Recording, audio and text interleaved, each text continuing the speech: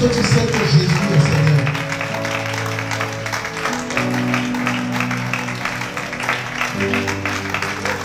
Tout est bon, les mauvais moments. Tu es du contrôle, tu es le feu Dieu.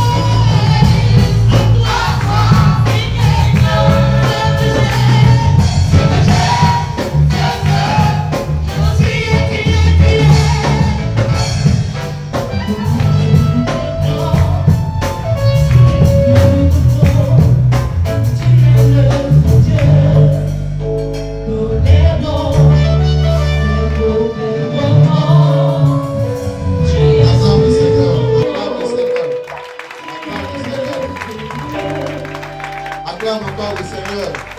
Acclame encore le Seigneur. Il aime être acclamé. Il aime qu'on l'acclame.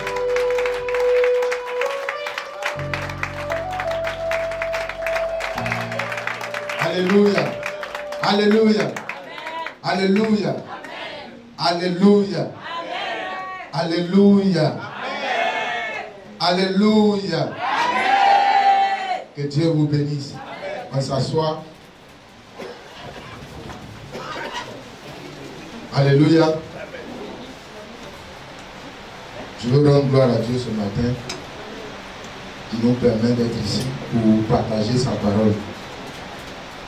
La Bible dit dans le psaume 107, le verset 20, il envoya sa parole et les guérit.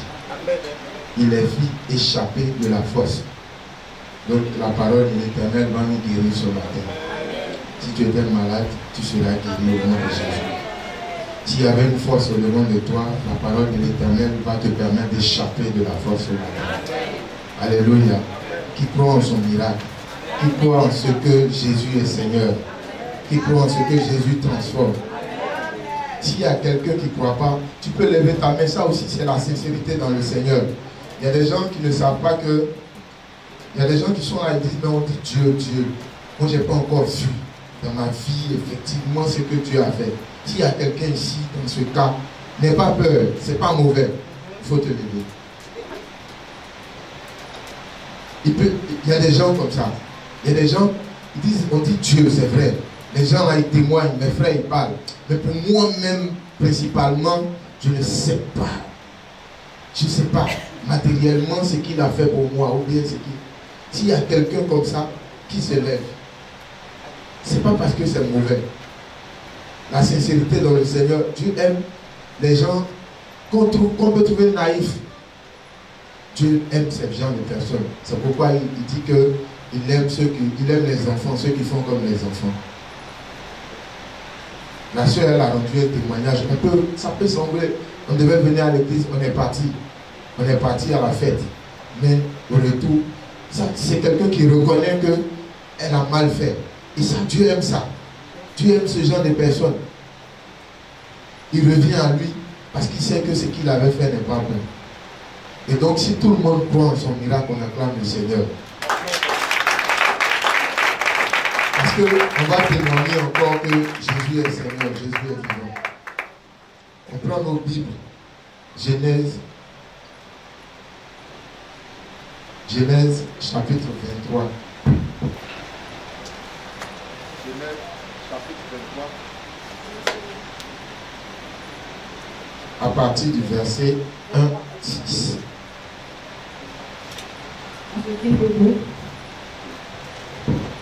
Genèse chapitre 23, à partir du verset 1. On se tient debout pour ouvrir la parole du Seigneur. La vie de Sarah de 107 ans.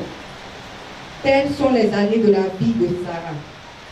Sarah mourut à Kirjat Arba, qui est Hébron, dans le pays de Canaan. Et Abraham vint pour mener deuil sur Sarah et pour la pleurer. Abraham se leva devant son mort et parla ainsi au fils de Heth. Je suis étranger et habitant parmi vous. Donnez-moi la possession d'un sépulcre chez vous pour enterrer mon mort et l'ôter de devant moi. Les fils de Heth répondirent à Abraham en lui disant, écoute-nous, mon Seigneur, tu es un prince de Dieu au milieu de nous. Enterre ton mort dans celui de nos sépulcres que tu choisiras. Aucun de nous ne te refusera son sépulcre pour enterrer ton mort. Parole du Seigneur. Amen. On va honorer la parole du Seigneur. On va bénir le Seigneur. Tu vas demander à Dieu ce matin que sa parole, qu'il te donne l'intelligence, qu'il ouvre ton cœur pour qu'on puisse comprendre sa parole, pour que nous soyons instruits, nous soyons enseignés par lui-même. Seigneur, nous te rendons toute la gloire. Père, il t'a plu ce matin, Père, de nous permettre d'être ici pour partager ta parole. Père éternel, ta parole n'est pas donnée, Seigneur Jésus, si toi-même tu ne l'as pas voulu.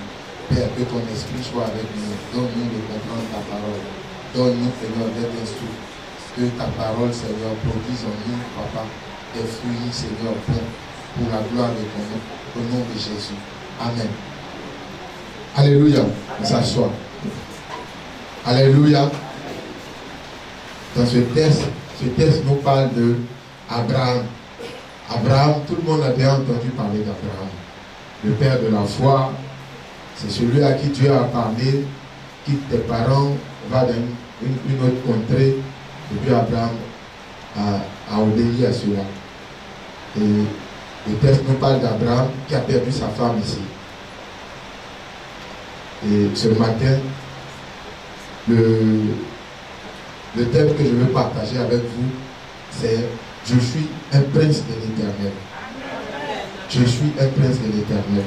Il faut le dire à côté à ton voisin, « Je suis un prince de l'Éternel ».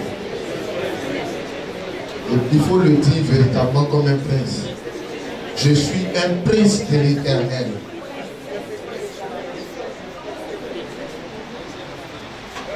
Est-ce qu'il a entendu? Frère, c'est claver non comment? Comment? Là, il faut dire à ta voisine. Ok. Elle également, il faut lui dire. Amen. Alléluia. Parce que souvent on oublie que nous sommes des princes et des princesses de l'Éternel. Très souvent on oublie. Voilà, ce passage nous parle d'Abraham. Abraham qui a perdu sa femme et puis il est là, il se pose des questions. Il dit, c'est vrai, Dieu m'a demandé de quitter chez mes parents. Et puis je viens d'un autre pays. Il dit, il va me bénir, il m'a béni, il a tout fait. Là, j'ai perdu ma femme, qu'est-ce que je fais? Parce que je ne suis pas chez moi. Il faut que je l'enterre. Voilà. Non, il faut que je l'inhume. Parce que comme Abraham était riche, donc il n'enterre pas sa femme. C'est une inhumation. Voilà, parce que les riches, ils n'enterrent pas. Voilà. Les riches, eux, ils ne font pas funérailles, c'est les obsèques. Voilà, donc Abraham était vraiment riche. Donc voilà la situation à laquelle Abraham est confronté aujourd'hui. Et donc il se pose des questions. Et il va voir les gens de ce pays où il est. Il dit, bon, vous voyez, je suis un étranger. Et je suis là pour un moment, Dieu m'a fait venir ici. Simplement, je vous demande pardon. Aidez-moi. Aidez-moi à vraiment trouver un endroit où je peux enterrer ma femme. Où je peux enterrer ma femme. Et il demande tellement pardon, il s'incline tellement. Mais Dieu, vous savez, Dieu est vraiment puissant. Dieu, par moments, quand on oublie, lui nous rappelle. Il y a des choses qu'on oublie souvent, nous, enfants de Dieu. Ce n'est pas Abraham lui-même qui va rappeler cela. C'est ce peuple-là qui va dire à Abraham, ah, mon Seigneur, tu es un prince de l'Éternel parmi nous. Tu es un prince de l'Éternel parmi nous. C'est comme ça, toi aussi, tu es un prince, tu es une princesse de l'Éternel, mais tu as oublié, tu ne sais pas. Depuis un moment, tu as commencé à marcher comme n'importe qui, alors que tu es un prince, une princesse de l'Éternel. La situation que vit Abraham aujourd'hui a fait qu'il a oublié son statut, il a oublié sa personnalité, il a oublié qui il est. Un prince, c'est qui en réalité? Un prince, c'est le fils d'un roi. C'est quelqu'un qui vient d'une maison souveraine. Une maison souveraine. Mais il y a roi et puis il y a roi, n'est-ce pas? Le roi des Abrons. Il y a le roi des Zima. Il y a le roi des Ashanti. Tu prends dans plusieurs contrées, il y a des rois. Il y a des rois, il y a leurs enfants. Mais quand tu prends par exemple le roi des Abrons. Le roi des Abrons, il peut parler en Côte d'Ivoire et les Abrons l'écoutent, n'est-ce pas? Quand il va, peut-être chez les Ashanti, parce qu'il est un roi, l'autre côté aussi, la royauté le respecte, parce qu'il est un roi. Mais le roi, regardez bien, suivez-moi bien, le roi des Abrons, en Côte d'Ivoire ici, il ne peut pas parler et puis au nord là-bas, ils vont l'écouter. Il ne peut pas déclarer des choses qui valent pour les gens du nord. Il ne peut pas parler. Il ne peut pas dire des choses qui valent pour les Baoulés. Quand il vient, en tout cas, chez les Baoulés, il est respecté, c'est parce que c'est un roi. Mais, je veux dire que son autorité est limitée dans le temps et dans l'espace. Ce n'est pas partout où lui peut faire son boucan. Voilà. Il y a des endroits où il parle, là-bas il sait qu'on le met en haut, on le soulève et puis on y parle. Mais regardez bien, le roi, le prince dont on dit que Abraham est, ce n'est pas n'importe quel prince. Il n'est même pas chez lui. Et puis c'est à l'étranger. On va lui rappeler que toi, on ne peut pas te vendre une terre. Tu es un prince de l'Éternel. Parce que toi, papa là, son autorité c'est partout. Sur la terre, dans les cieux, partout. Et donc c'est ces princes-là que nous sommes. C'est ces princesses que nous sommes. Mais on a oublié. On a oublié aujourd'hui, à cause des problèmes, des difficultés. Abraham a perdu sa femme, il la regarde, il va faire quoi avec le corps? Tu as beau aimer ta femme ou bien ton mari, mais quand il décède, forcément, il faut que tu l'enterres. Tu ne peux pas le prendre, aller le mettre dans la maison. Ça, c'est autre chose maintenant, tu recherches. Ouais. Ça, c'est autre chose maintenant, tu recherches. Ça va devenir comme dans les films Igbo, là. Quand vous regardez Nollywood ou bien quoi, eux, souvent, les morts, là, tellement la personne aime le mort, il est là, il est derrière le mort jusqu'à... Mais les films beaux ici, souvent, ils n'ont pas nous respecter. Le mort, il met en pantalon, mais son revenant vient en culotte. À quel moment il s'est changé?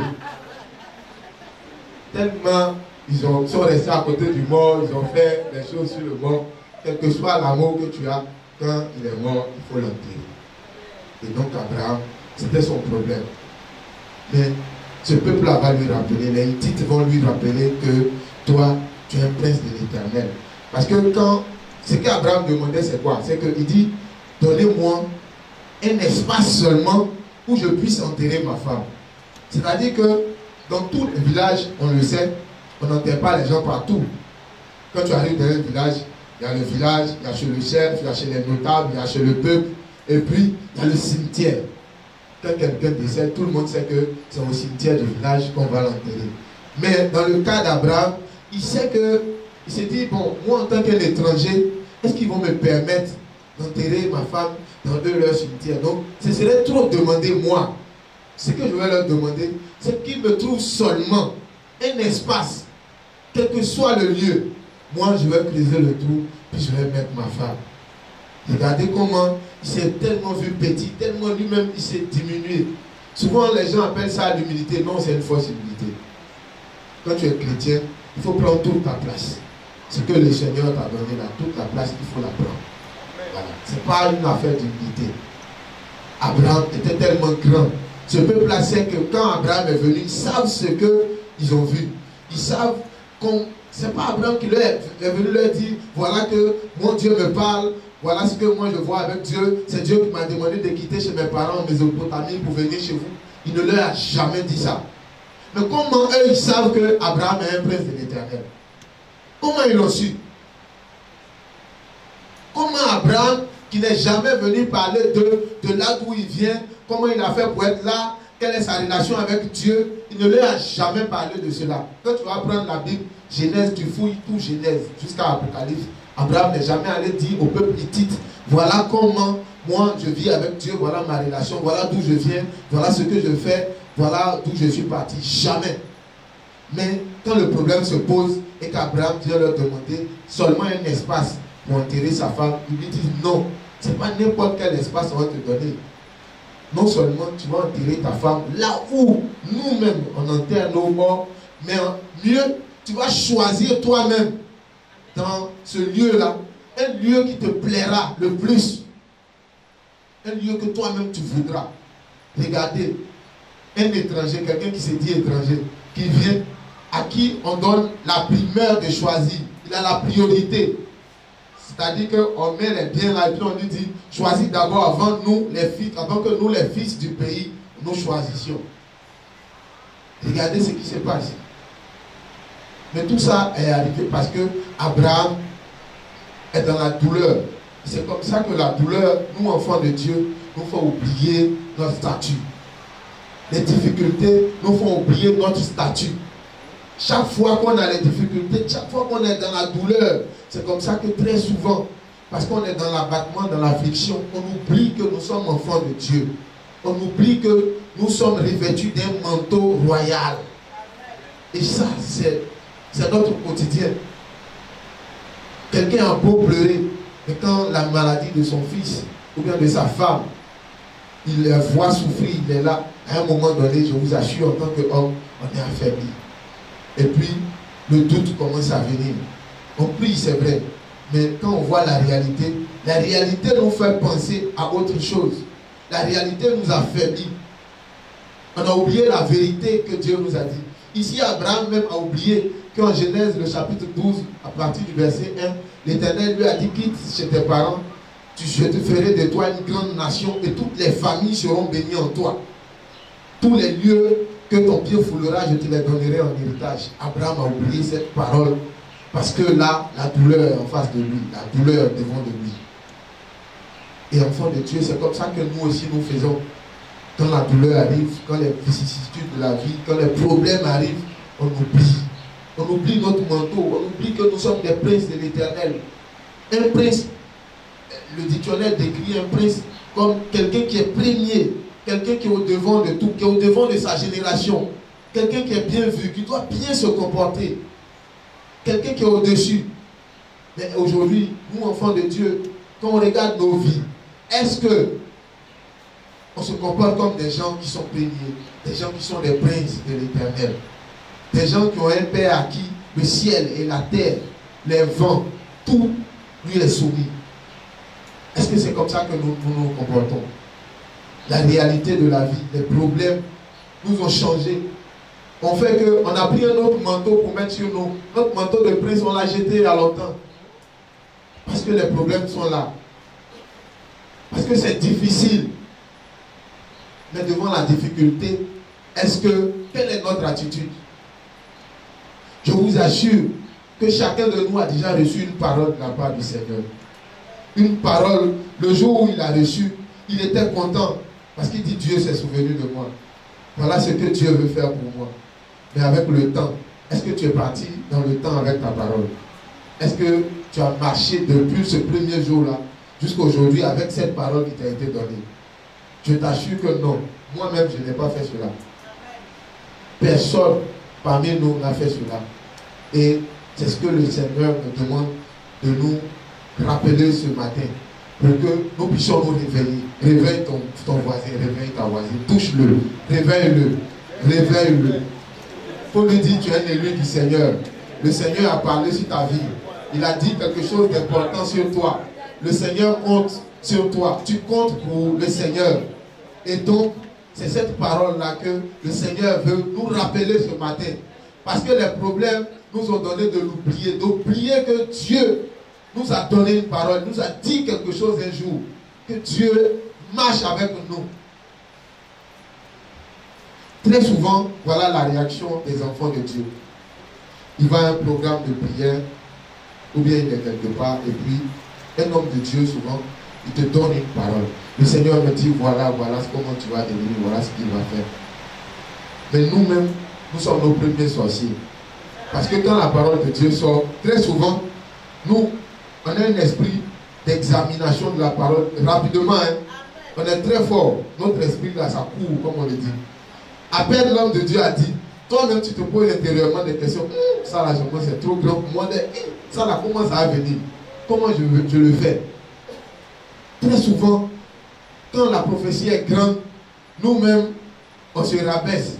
On recule, on dit, ça là, c'est vrai, Dieu est fort, Dieu est puissant, mais est-ce que, il t'assure, il n'y a rien qui est impossible à Dieu. Cette manière de faire, c'est la première manière de commencer à tuer ta prophétie. Quand une parole de Dieu t'est donnée, prends la parole, accepte-la. Est-ce que, on pense très souvent que les hommes de Dieu qui viennent à un programme qui disent, Dieu me dit, de la part de Dieu, voilà ce que Dieu me dit. Qui t'a dit que cette parole-là, lui, il ne voudrait pas que ce soit pour son fils, ou bien pour sa femme, ou bien pour un de ses fils spirituels. C'est ce qu'il veut entendre de la bouche de Dieu pour son proche. Mais Dieu ne lui a pas dit ça. Les Hittites là, je vous assure qu'ils aimeraient bien dire à un de leurs frères, c'est toi qui es un prince de l'Éternel au milieu de nous. Mais ce n'est pas ce que Dieu a dit. Dieu dit que c'est toi qui es le prince de l'Éternel. C'est pourquoi l'homme de Dieu, quand il vient s'arrêter, il dit, toi, voilà ce que Dieu me dit. Et donc, il faut croire en cette parole. Il faut aller, il faut continuer, il faut marcher avec cette parole. C'est ta parole. C'est ta parole. Ce n'est pas la parole de quelqu'un d'autre. Lui-même qui te dit là, souvent il souffre. Souvent il y a des choses, il attend que peut-être un homme de Dieu, Dieu mette dans la bouche d'un homme de Dieu ces paroles-là pour lui. Mais Dieu est souverain. Dieu est souverain. Il fait comme il veut. Aujourd'hui il veut, il dit, maman m'a dit, voilà c'est pour toi. C'est pour elle. Il s'en fout. Il est souverain. Lui seul sait comment ça se passe, comment il fait ses calculs. C'est pourquoi quand la parole de Dieu t'est donnée, il faut la saisir. Il faut la saisir. Il faut l'entretenir. Il faut entretenir la parole de Dieu. Il faut marcher avec ta parole. Il faut prier avec ta parole. Chaque fois que tu as un rendez-vous avec Dieu, il faut dire, Seigneur, je me rappelle à cette date, voilà ce que tu as dit. Tu as mis dans la bouche de ton serviteur, il a parlé sur ma vie. Voilà ce que tu as dit. Seigneur, tu ne te dédies pas. La Bible dit qu'il n'y a point d'ombre de variation en toi. Ton oui, c'est oui, ton non, c'est non. Tu as dit oui pour moi, je sais que tu le feras jusqu'à la fin. Et tu vas voir, ta parole va s'accomplir. Ta parole va s'accomplir. Ne rejetons pas la parole de Dieu. Ne soyons pas nous-mêmes nos propres sorciers. Vendredi, on était à la veillée. Et puis, moi j'avais mon thème Maintenant, le pasteur Isaac a commencé à parler de quelque chose.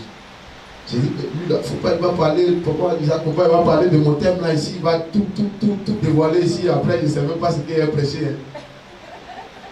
Il dit que pendant la crise, c'était compliqué chez lui à la maison.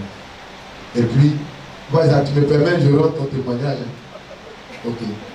Mais ça colle tellement avec ce que Dieu veut qu'on sache aujourd'hui que je veux raconter. Et puis, il est parti à Makori pour aller chercher un peu à manger pour aider sa famille. Et puis, jusqu'à son retour, on le dépose au carrefour d'un camp de 2 plateaux. En même temps, il voit une colonne de corps habillés venir comme ça. Mais c'est les nouveaux venus qui venaient me voir comme ça. Quand il dit les nouveaux venus, on a quoi de voir, on se connaît, on se comprend. Voilà. C'est pas ma bouche que vous allez prendre pour manger du lait. Quand je parle comme ça, les nouveaux venus arrivaient. Et il le voit, en même temps, un cri. Monsieur, toi, il dit qui, moi? Il dit oui, tu es un militaire. Il dit non, je ne suis pas militaire. Mais qui vous a dit que ça arrange ce monsieur-là de croire que papa Isaac est militaire? Ça ne l'arrange pas, lui-même ça ne l'arrange pas. Parce que eux, leur volonté, c'est qu'il n'existe plus de militaires de l'autre côté. Et que les seuls militaires qui existent en Côte d'Ivoire, ce soit eux seuls. Donc quand il dit que tu es un militaire, ça ne vient pas de lui. C'est parce qu'il sait que le ciel, la terre, lui inflige l'ordre que ce monsieur qui est là, il est de l'armée de l'Éternel. Quand il s'élève, les cieux s'ouvrent pour quelqu'un. Quand il parle sur la vie de quelqu'un, les cieux s'ouvrent. S'il ferme le ciel sur toi, le ciel va se fermer. Quand il s'élève pour dire Seigneur, voilà, mes enfants sont en danger. Je viens, Seigneur Jésus, avec ton armée, je me joins à eux pour venir.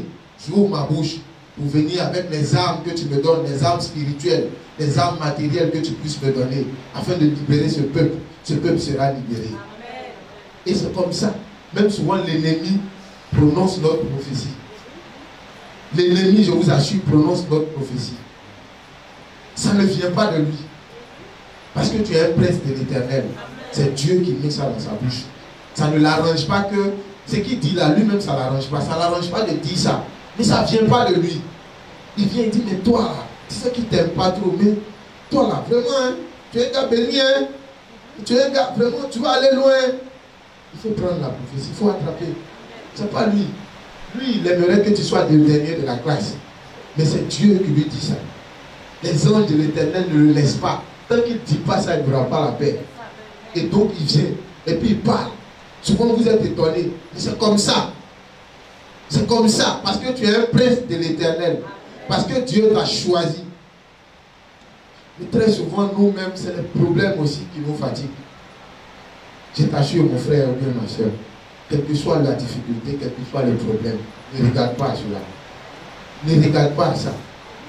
Souviens-toi qu'un jour, le Seigneur a dit sur toi que tu es quelqu'un de grand, que tu es quelqu'un de puissant, que tu es quelqu'un qui ira loin avec lui. Souviens-toi que Dieu s'est souvenu de toi une fois. Il dit dans les derniers temps, beaucoup viendront crier, Seigneur, Seigneur. Il dit, il va dire que je ne les connais pas. Mais toi, tu étais là. Et puis la parole de l'Éternel t'a été adressée. C'est parce que toi, il te connaît. Depuis que tu as accepté le Seigneur, Dieu a écrit ton nom dans son livre. Et il veille sur toi. Il a quelque chose chaque jour pour toi. C'est pourquoi nous devons entretenir notre relation avec le Seigneur. Par la prière.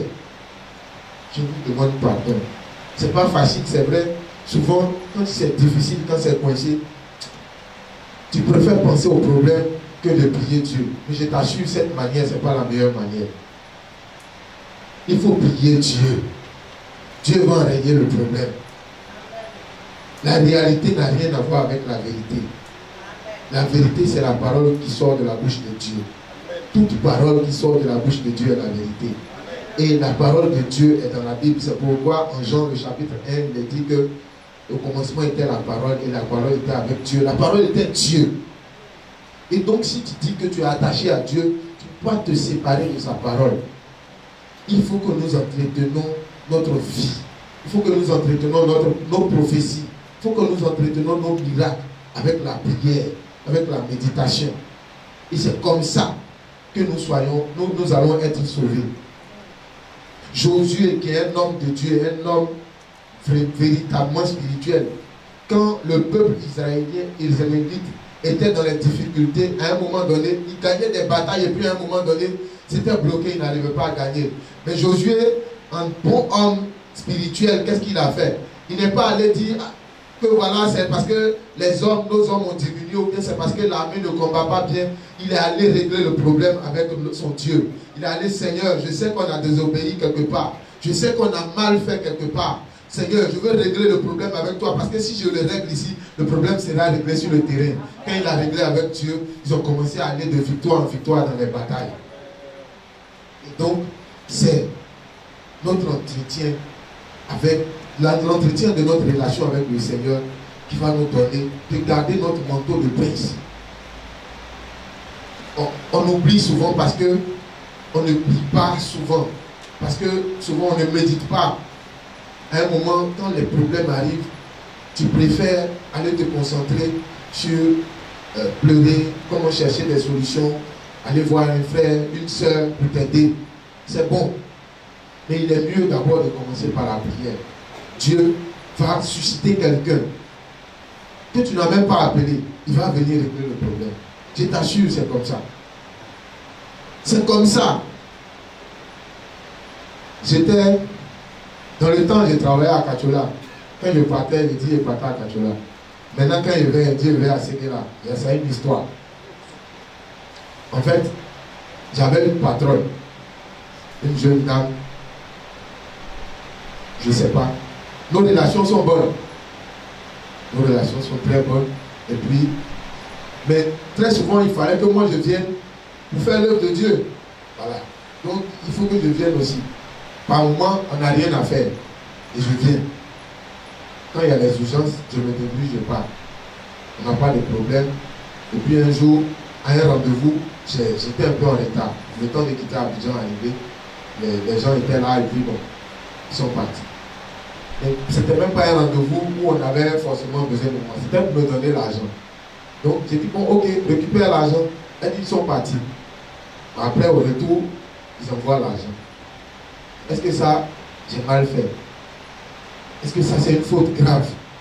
Et je vous assure, après, elle a fait un rapport vraiment grave contre moi. Et puis, elle a déposé à la direction des ressources humaines. Donc, ils nous ont appelés. On était peut-être plus d'une dizaine. Puis on était dans le bureau. Moi, j'ai prié le Seigneur et je suis parti. Je ne comprenais pas. Mais je suis rentré à Abidjan, je suis parti. Et puis, quand j'étais là-bas, le directeur des ressources humaines nous recevait. Mais chacun cherchait à se défendre. Non, moi-même là, ma patronne, mon patron, c'est comme ça. Lui-même, voilà ce qu'il a fait. Si on veut, si c'est comme ça, il doit faire, bon, on va se dévoiler ici. Chacun va dire ce que l'autre a fait. Parce que moi, je ne vois pas ce que j'ai fait. Les gens parlaient, mais j'étais assis. Je n'ai pas dit un mot. Un mot, je n'ai pas dit. Et puis, ils ont parlé. À un moment donné, le directeur me regarde. Dis-toi, tu es un chrétien. J'ai dit, ah bon, pourquoi vous dites ça? Il dit, tu es trop serein. Il dit, tu es trop serein. J'ai dit, ah bon? Elle a dit, qu'est-ce que je peux dire? Il dit, tu es un chrétien, je suis sûr, je ne demande pas, je sais que tu es un chrétien. Parce que tu es trop serein. Les autres se défendent, ils essaient de se débattre. Toi, tu ne te débats même pas. J'ai dit, bon, si elle a dit. Et puis, quand je partais, il dit, prends mon numéro. Personnellement, moi seul. Puis j'ai pris. Donc, 2 jours après, je l'ai appelé un après-midi. Je dis, ah, ok, je voulais qu'on parle un peu du, comment on peut appeler ça, de ce que ma patronne a écrit. Il dit, ouais, c'est vrai, elle a écrit des choses un peu graves. Je lui ai dit, en tout cas, je ne reconnais pas dans ce qu'elle a dit. Bon, c'est un peu grave ce qu'elle a dit. C'est vrai que souvent, je viens à Abidjan parce que j'ai des choses à faire à Abidjan, mais c'est quand il y a le travail, je suis là-bas. Il dit, ah ok, c'est bien sûr, on garde le contact et puis on reste à l'écoute. Et puis, un jour, il devait maintenant, avec la directrice générale, la secrétaire générale, tout le monde devait parler un peu des cas. Pour les cas, ils ont fait des critiques. Donc, moi, après, lui, il m'appelle. Il me dit, ah bon, je veux que tu viennes, mais je veux te mettre ailleurs. Parce que comme il y a des problèmes avec la dame, je veux que tu ailles ailleurs. C'est que là, ça peut aller. Il dit, non, mais c'est pas pour longtemps, parce que tu vas revenir à Abidjan. Mais c'est pas pour longtemps. J'ai dit, oh, ok, je viens. Donc, en allant, j'ai payé un parfum. Un parfum quand même un peu cher. Je partais lui donner comme cadeau. Quand je suis rentré, je lui ai donné. Il dit, ah, c'est un cadeau, vraiment merci, que Dieu te bénisse. J'ai dit, ah, vraiment merci. Bon, je sens que vous êtes intervenu pour moi. Il dit, mon frère, moi je suis chrétien, je prie. Je sais que c'est Dieu qui a mis à cœur de payer ce parfum que vous me donner. Mais à la vérité, je ne t'ai jamais défendu. Je n'ai jamais dit quelque chose pour toi. Quand ton cas a été déballé, bien que toi et moi on avait parlé, mais c'est d'autres personnes qui sont quittées dans d'autres bureaux, qui sont venues, qui ont dit ce qu'elle a dit, c'est des bêtises. Parce que ce qu'elle raconte ici, là, comment quelqu'un seul peut faire tout ça? C'est parce qu'elle ne l'aime pas. Moi-même, il dit, moi, je n'ai pas eu le temps de dire un mot. La secrétaire générale, le directeur général, tout le monde dit que ce qu'elle a dit, c'est des bêtises. C'est comme ça que moi, j'ai proposé qu'on t'envoie ailleurs, parce que ailleurs, au moins, je sais que tu seras en paix.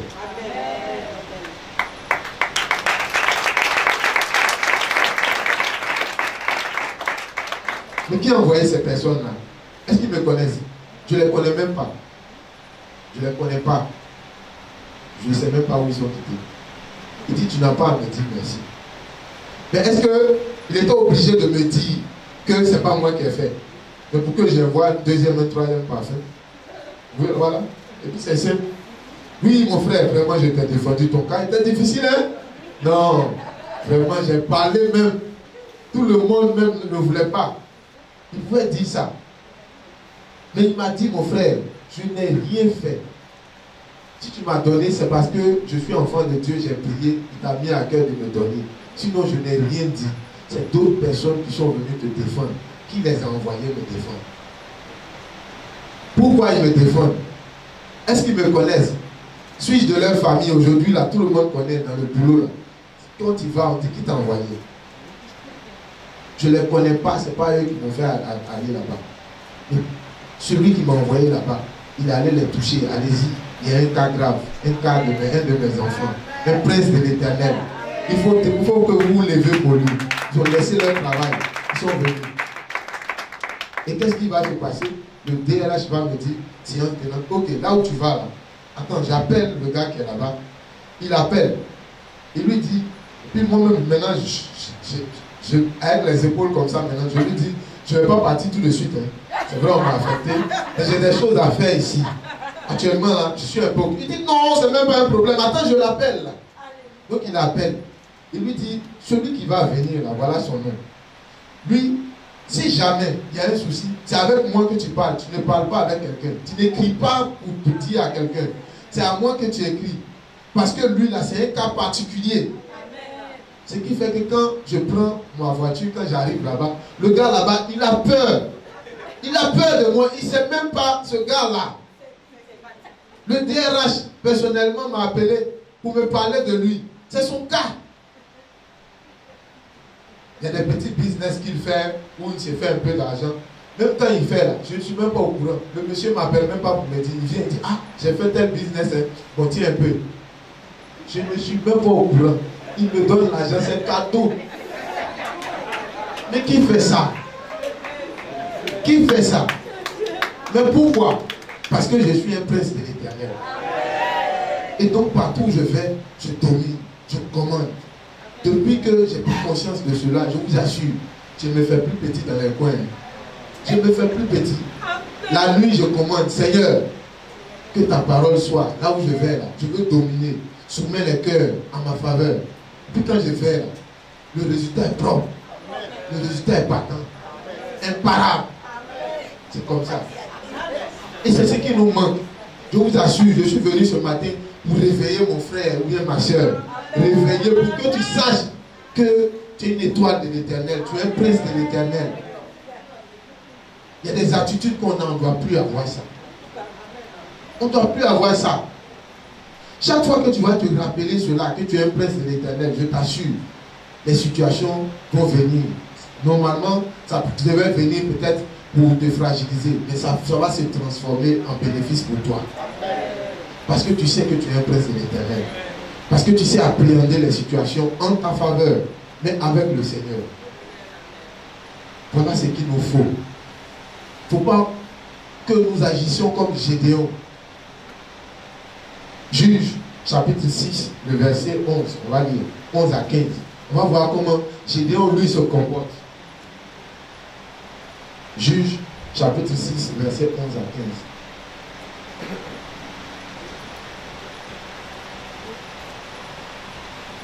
15. Juge, chapitre 6, à partir du verset 11. Puis vint l'ange de l'Éternel, et il s'assit sous le térébinthe d'Ophra, qui appartenait à Joas, de la famille d'Abiézer. Gédéon, son fils, battait son froment au pressoir pour le mettre à l'abri de Madian. L'ange de l'Éternel lui apparut et lui dit: l'Éternel est avec toi, vaillant héros. Gédéon lui dit: ah, mon Seigneur, si l'Éternel est avec nous, pourquoi toutes ces choses nous sont-elles arrivées? Et où sont tous ces prodiges que nos pères nous racontent, quand ils disent: l'Éternel ne nous a-t-il pas fait monter hors d'Égypte? Maintenant l'Éternel nous abandonne et il nous livre entre les mains de Madian. L'Éternel se tourna vers lui et dit: va avec cette force que tu as et délivre Israël de la main de Madian. N'est-ce pas moi qui t'envoie? Gédéon lui dit: ah, mon Seigneur, avec quoi délivrerai-je Israël? Voici, ma famille est la plus pauvre en Manassé, et je suis le plus petit dans la maison de mon père. L'Éternel lui dit: mais je serai avec toi, et tu battras Madian comme un seul homme. Amen. Parole du Seigneur. Alléluia. Amen. Voilà un peu l'attitude que nous avons généralement. Même quand Dieu lui-même nous parle, on trouve qu'on est trop petit. On nous trouve insignifiants.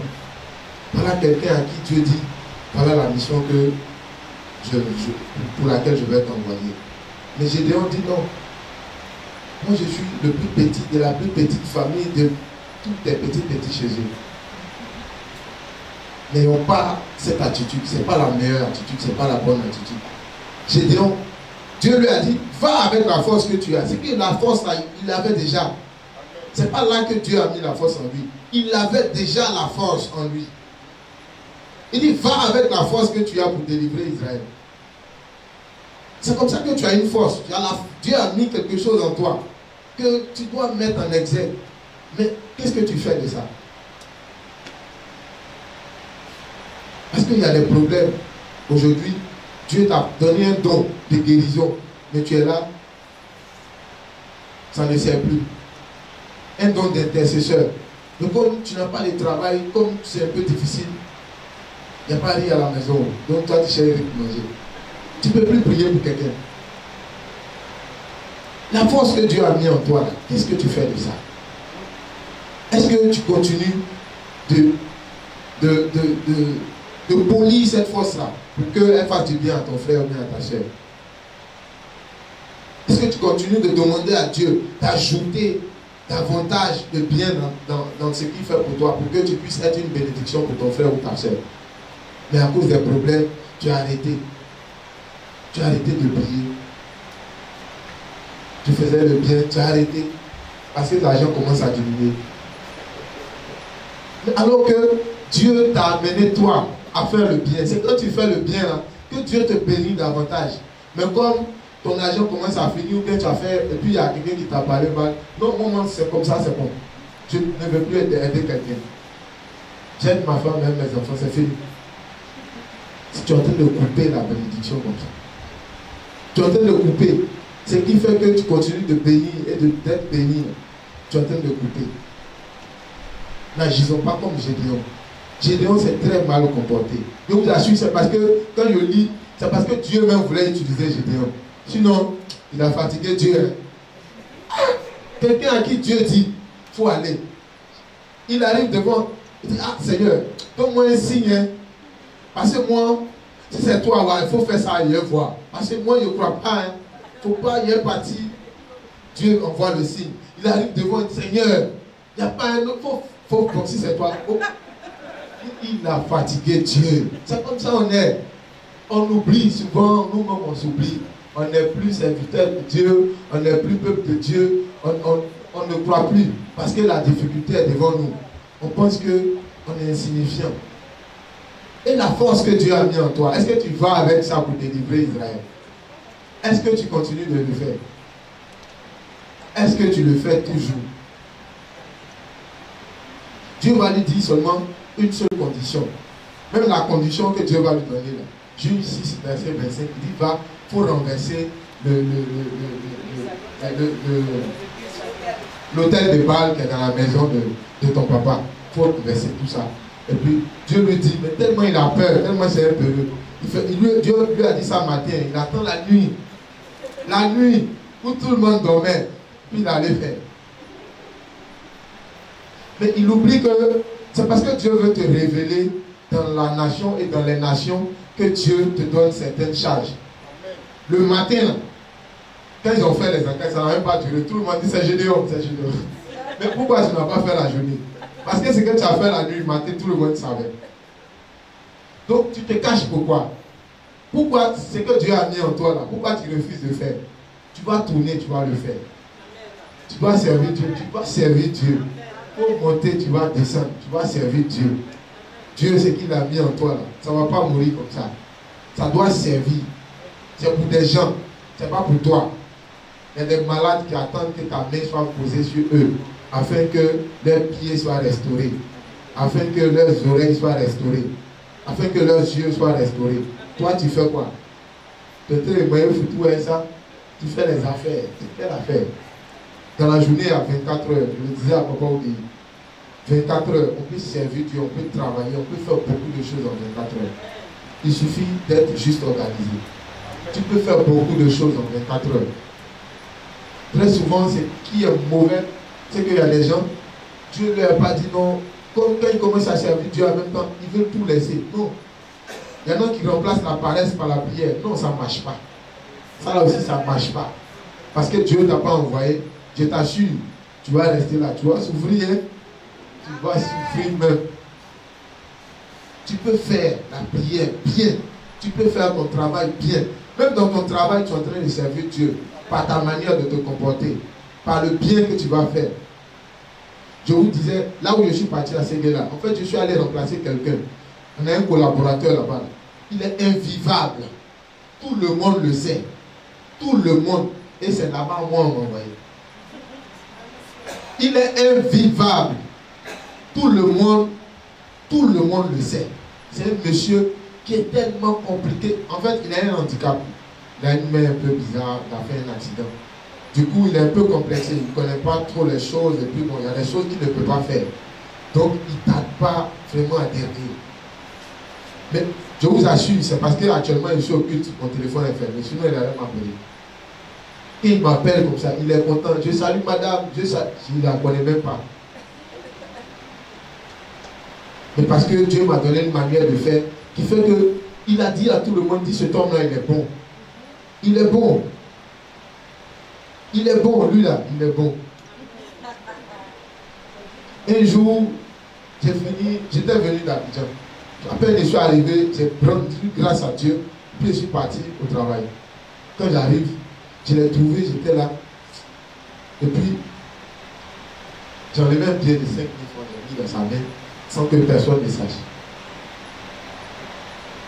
C'est le lendemain, il a dit devant tout le monde, il dit je n'avais rien. Que là où j'étais là, il ne savait même pas comment j'allais rentrer à la maison. Mais ce monsieur, il est bon. Je ne sais pas comment il a fait, il a su. Mais c'est-à-dire qu'il était la solution au moment pile. Que vraiment, lui là, il est tellement bon. Je me demande si je peux trouver quelqu'un de bon comme ça. Il m'appelle tous les jours. Tous les jours, il m'appelle. On m'a dit, il est compliqué, on ne peut pas travailler avec lui. Mais avec l'Esprit de Dieu, il y a des choses qu'on peut faire. Les autres, là, ils peuvent ne pas faire. Mais tu es un homme de Dieu, tu es un chrétien. Mais quelle est la différence entre toi et puis l'autre? C'est l'Esprit de Dieu qui est en toi, qui te fait agir de façon excellente au meilleur moment. Moi-même, je ne sais pas pourquoi Dieu m'a dit de lui donner les 5 000, je ne sais pas. Moi-même, j'ai failli ne pas donner. Il dit, ah, mais ce gars-là, il a son argent, il a pour lui, pourquoi? Mais souvent, il y a une chose que je fais bien, c'est que quand Dieu me dit donne ça, je n'hésite pas trop. Voilà, donc j'ai donné. Et le témoignage après, je vous assure, c'était grand. Et puis les retombées m'ont été plus grandes. Parce qu'après ce qu'il m'a redonné, on ne peut pas, ça ne c'est pas pareil à ce que je lui ai donné. C'est comme ça que Dieu veut nous voir. Quand Dieu te donne une mission, c'est difficile, c'est compliqué, il faut partir. Il y a quelque chose que tu vas faire là-bas. Il y a une manière de faire qui va changer la vie de quelqu'un aussi là-bas. Notre modèle parfait en tant que prince de l'Éternel, c'est Jésus. C'est Jésus. Quand tu lis les évangiles là, tu lis Matthieu jusqu'à Jean, quand on te parle de Jésus, c'est quelqu'un qui savait ce qu'il faisait, il savait où il allait, il savait là où il mettait les pieds. Il n'agissait pas comme ça. Les gens viennent remarquer. Quand Jésus a commencé son ministère, Jean-Baptiste, Matthieu chapitre 11 à partir du verset 1, il envoie à partir du verset 2, il envoie ses disciples parce qu'il était en prison. Il dit, allez-y demander à celui qui est venu, est-ce que c'est lui qui doit venir ou bien on doit attendre un autre? Il dit, allez-y dire à Jean-Baptiste que ce que vos yeux voient et vos oreilles entendent. Parce que les morts ressuscitent, les aveugles voient, les sourds entendent, les paralytiques marchent. Allez-y lui dire ça. Est-ce que ce n'est pas quelqu'un qui sait ce qu'il veut? Dans sa réponse, il n'y a pas de doute. Ça veut dire que c'est moi qu'on attend.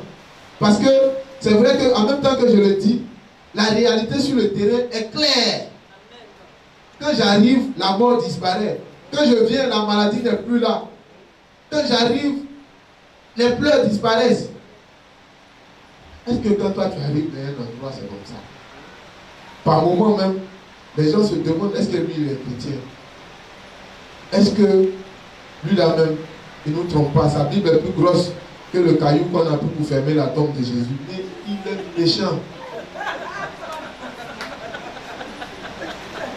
Il est méchant. Est-ce que tu as un témoignage comme ça? Je vous assure, il y a des gens même, souvent on leur demande s'ils sont chrétiens, ils hésitent à cause de ce qu'ils font. Parce que leur vie n'a rien à voir avec les chrétiens. Donc souvent quand on demande, quand tu es musulman, tu es chrétien, ils tournent le dos en même temps. Fais une causerie là-bas, il ne faut pas, ils vont savoir pour lui. Pour continuer à vivre comme il vit. Pour ne pas que quelqu'un s'en plaigne à lui. Est-ce que quand on nous voit, il faut qu'à partir d'aujourd'hui, quand on te voit, on sache que Jésus est Seigneur, que tu es un prince de l'Éternel. Je veux aujourd'hui te réveiller, pour réveiller ton frère, réveiller ta soeur à côté. Tu es un prince de l'Éternel. Voilà, voilà, faut pas qu'on a marché son pied. Marche son pied, voilà. Ça, tu as la bonne manière. Tu as la bonne manière. Marche son pied doucement comme ça. Mais parce que je ne vois pas ses mains balancer. Je ne vois pas. Et puis je regarde, je dis, mais comment lui faire pour lui? Je regarde la terre là, comme ça. C'est la chaussure qui travaille. Il est en train de marcher sur le pied de la femme là. Il est en train de lui dire, tu es une princesse de l'Éternel, mais tu te négliges. Moi-même que tu vois, je suis un prince de l'Éternel. C'est parce que je me suis négligé. À partir d'aujourd'hui, l'homme de Dieu a dit, nous sommes des princes et des princesses de l'Éternel. Nous ne devons pas nous négliger. Notre témoignage doit être vivant. Partout où on va, nous on doit savoir que nous sommes de Jésus-Christ de Nazareth. Nous on doit savoir. Pourquoi on va faire comme Abraham? Abraham a oublié. Mais Abraham après il s'est bien racheté. Hein. Quand il lit la suite, pour aller faire le mariage de son fils Isaac, il appelle un de ses serviteurs. Il dit voilà ce que je veux. Dieu m'a dit de venir, c'est vrai ici. Mais la femme de mon enfant, là, je veux qu'elle vienne de là où moi je viens. Je ne veux pas que tu prennes une femme d'ici. Son serviteur dit, ah, c'est vrai, c'est bien ce que tu as dit. Mais je veux partir là. C'est un enfant de qui va accepter de me suivre comme ça. Et puis comment je vais faire pour la trouver? Et puis, même si elle la trouve, c'est un enfant de qui va me suivre comme ça pour venir. Elle n'a même pas vu le mari. C'est pas moi le mari. Je m'en vais, je la marie et puis je viens. Ça va se passer comment? Il dit, je te dis, mon fils n'ira pas avec toi. L'ange, Dieu envoya un ange, il va envoyer un ange devant toi qui va conduire toutes les choses depuis le début jusqu'à la fin. Et tu vas prendre quelqu'un là-bas qui va venir. Si cela n'arrive pas, ce n'est pas à toi qu'on va tenir rigueur. Et quand tu lis la suite, effectivement, c'est comme ça que ça s'est passé. Le serviteur est parti, il a pris Rebecca, et Rebecca est venue. Et puis Isaac s'est marié avec elle. Mais parce qu'il a compris, ils lui ont rappelé. C'est un peuple qui n'est même pas de Dieu. C'est lui qui lui a rappelé. Voilà, toi tu es un prince de Dieu au milieu de nous. Tu es un prince de Dieu. Ce matin, je veux te rappeler. Tu es un prince de Dieu. Partout où tu es. Tu es un prince de l'Éternel. Il faut te réveiller. Si tu dormais, il faut te réveiller. Il faut prier dans la prière, dans le bienfait. Partout où tu es, on doit savoir, tu dois être le premier. À l'école, les étudiants, les élèves. Il faut qu'on sache que vous êtes des princes de l'Éternel. Partout où vous êtes, votre témoignage doit être grand et vivant. Un prince de l'Éternel n'est pas derrière. Je vous assure, si on te montre un prince bizarre, toi-même tu as dit lui là, c'est un prince. Un bacroman ne peut pas dire c'est un prince. Donc un prince, on le connaît. Chacun de nous connaît la définition de prince. Donc c'est comme ça qu'on doit se comporter. Parce qu'on a le Seigneur, on a l'Éternel des armées. Celui qui dit et puis la chose arrive. Notre foi tangue par moment. Mais revenons à Dieu. Si par moment, tu ne t'es pas comporté comme un prince, il faut demander pardon au Seigneur. Seigneur, je te demande pardon. Je me suis moi-même diminué. Je ne me suis pas mis à la hauteur à laquelle tu m'as mis. Ma vraie valeur, je l'ai oubliée. Demandons pardon au Seigneur pour le mal qu'on a pu faire au Seigneur. Parce que chaque fois que tu t'es comporté comme un moins que rien, comme un bon à rien, ça, tu as fait mal à Dieu. Dis voilà quelqu'un en qui j'ai mis des potentialités, quelqu'un en qui j'ai mis des choses énormes, mais qui est en train de se laisser mourir comme ça, qui traîne comme ça. On va demander pardon à Dieu pour toutes les fois où on n'a pas su se comporter comme des princes, pour toutes les fois où on n'a pas su donner la hauteur à Dieu, où on n'a pas su mettre, on n'a pas su se mettre là où Dieu voulait qu'on soit. Tu vas demander pardon à Dieu pour toutes les fois où à cause de ton attitude, il y a des gens qui ont mal parlé de Dieu. Des gens ont dit, mais est-ce que lui, son Dieu est véritable? Parce que regarde comment il se comporte, regarde comment il agit. Par moments, nous-mêmes, par notre attitude, on s'est tellement mal comporté que les gens se demandent. Il y a des gens qui étaient prêts à donner leur vie au Seigneur, mais ils se sont éloignés du Seigneur à cause de nous. Parce qu'on ne s'est pas revêtu de notre manteau de prince de Dieu. Seigneur, prends pitié de nous. Prends pitié de chacun de nous. Père, nous l'avons oublié, Seigneur Jésus. Père, les difficultés de la vie ont fait que nous nous sommes comportés comme des moins que rien. Seigneur, nous te demandons pardon. Prends pitié de nous. Seigneur, nous nous sommes dévêtus de notre manteau de prince. Seigneur, nous avons pris d'autres manteaux qui ne t'honorent pas. Jésus-Christ, nous te demandons pardon, nous te supplions. Prends pitié de chacun de nous. Père, ne t'éloigne pas de nous, Papa. Père, révèle-nous ce matin, Seigneur, de ton manteau de prince. Seigneur, donne-nous de briller, d'illuminer, Seigneur, tous les endroits que nos pieds fouleront, Seigneur. Donne-nous, Papa, de posséder, Seigneur Jésus, Père, tous les endroits que nos pieds fouleront. Donne-nous d'être des témoignages vivants et véritables pour la gloire de ton nom. Seigneur, nous avons besoin de toi, Jésus. Ne nous repousse pas, ne nous éloigne pas, ne nous retire pas ton Esprit Saint, Seigneur. Père éternel, prends pitié de nous. Père, nous voulons nous réconcilier avec toi ce matin. La Bible dit que tous sont péchés, sont privés de la gloire de Dieu. Mais la Bible dit également que tu es le Dieu qui revient à nous, Papa, quand nous revenons à toi, Seigneur Jésus. Père, nous sommes au pied de ton trône. Parce que Seigneur, nous avons besoin de toi. Sans toi, nous ne sommes rien. Sans toi, nous ne pouvons rien. Nous avons essayé de nos propres forces, Seigneur, cela est difficile. Seigneur, c'est pourquoi nous te supplions, Papa. Père, aide-nous. Aide-nous à revenir à toi, Seigneur Jésus. Père, mets le manteau sur chacun de nous. Seigneur, mets le manteau sur mon frère, sur ma soeur. Oui, le manteau de prince. Seigneur, rabis, que tes anges rabis chacun de nous. Rabis chacun de nous. Rabis chacun de nous ce matin. Seigneur, rabis chacun de nous ce matin. Rabis chacun de nous ce matin. Seigneur, remets-nous notre manteau de prince. Remets-nous notre manteau de prince. Seigneur, nous avions ôté le manteau de prince que tu as mis sur nous. Seigneur, remets-nous ce manteau ce matin. Nous avons besoin de ce manteau. Nous avons besoin de ce manteau afin de marcher avec toi, afin de continuer la marche avec toi, afin de continuer la randonnée avec toi. Seigneur, sans toi, nous ne sommes rien. Nous avons besoin de toi. Remets le manteau de mon frère. Remets le manteau de ma soeur. Remets mon manteau. Seigneur, rabis tous ces enfants qui sont de l'autre côté. Seigneur, rabis-les. Rabis-les. Rabis-les, Seigneur. Les alliances de leurs parents. Seigneur, les péchés de leurs parents, Seigneur, leur avait enlevé le manteau. Seigneur, remets le manteau sur ces enfants. Remets le manteau sur chacun de nous. Papa, remets le manteau de la Mipta. Seigneur, remets le manteau de la Mipta ce matin. Seigneur, remets notre manteau de prince. Seigneur, nous sommes des princes. Nous le reconnaissons maintenant. Père, nous le savons maintenant.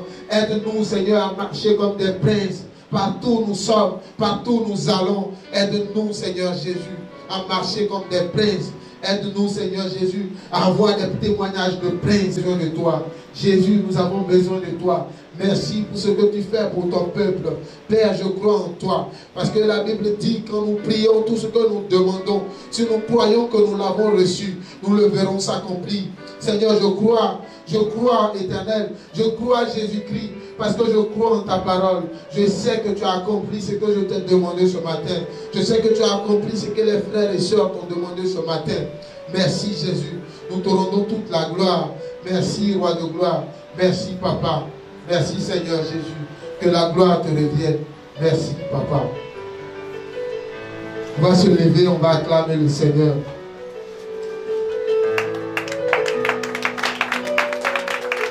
Tu vas te lever, tu vas acclamer le Seigneur.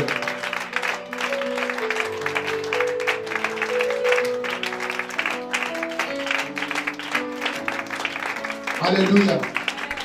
Quelqu'un à qui le Seigneur a mis un manteau de prince encore ce matin. Tu avais déchiré ton manteau, mais tu l'avais enlevé, tu l'avais mis à côté. Mais il t'a remis le manteau ce matin. Il t'a remis le manteau ce matin.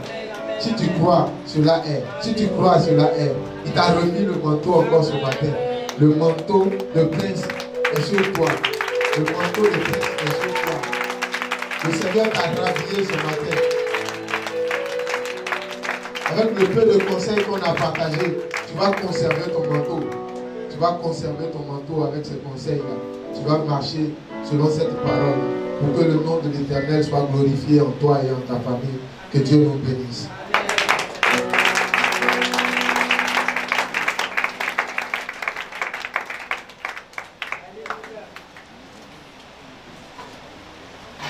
Alléluia. Alléluia. Est-ce que tu peux donner encore une offrande d'acclamation au Seigneur? Les prêtres et les précèdes. Et Dieu nous bénisse et que toute la gloire revienne à Jésus-Christ de Nazareth. Alléluia. Je vais demander aux choses de me donner un petit avant que le pasteur me descende de la chair.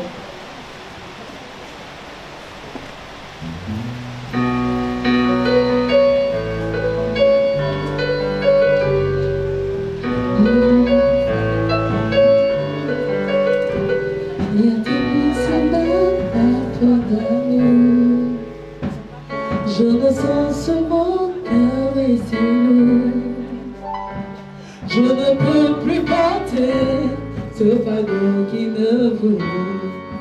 Et je t'appelle au secours. Je t'avais donné Jésus mon cœur. Et je cherche le bonheur ailleurs. Je ne trouve ici-bas aucune paix, aucune joie. Il y a d'amour qu'en toi. Tu es Emmanuel, Emmanuel, mon ami, Emmanuel, mon ami. Ton amour me suffit, tu me suffis, mon ami, tu me suffis, mon ami. Tu es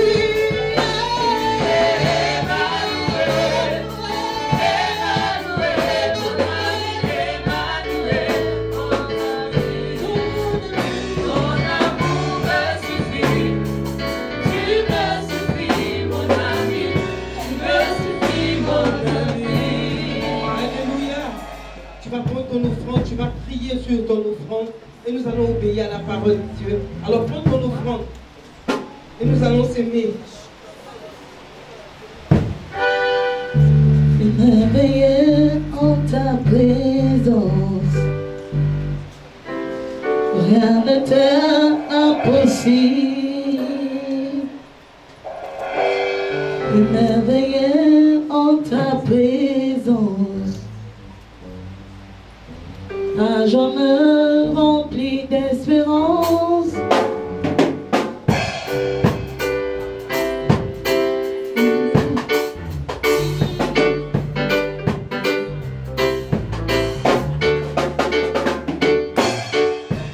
Merveilleux en ta présence.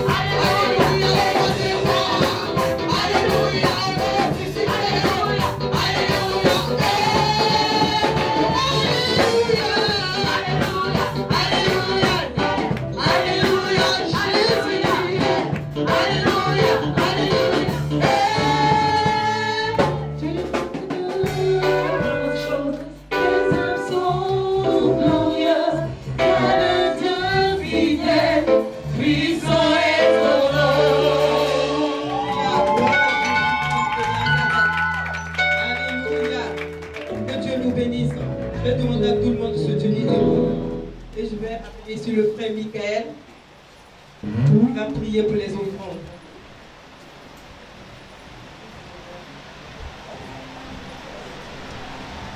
Les offrandes et les dîmes.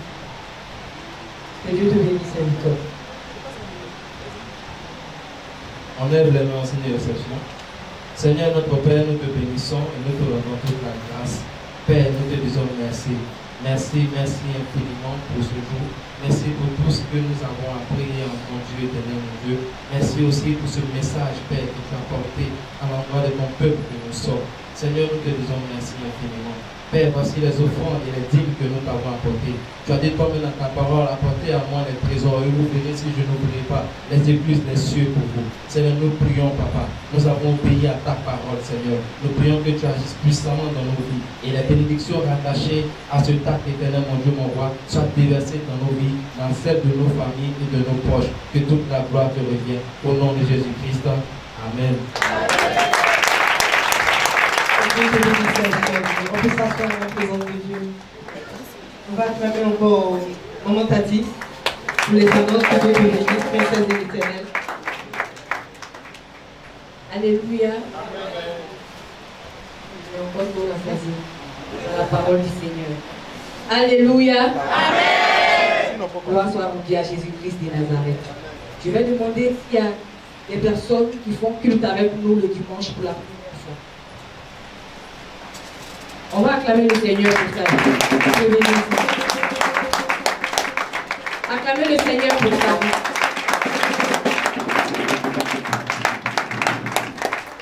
Vous allez nous donner votre nom et nous dire que vous avez été. Chers parents, je vous salue dans le beau profil de Dieu. Amen. Je vais donc là tout faire.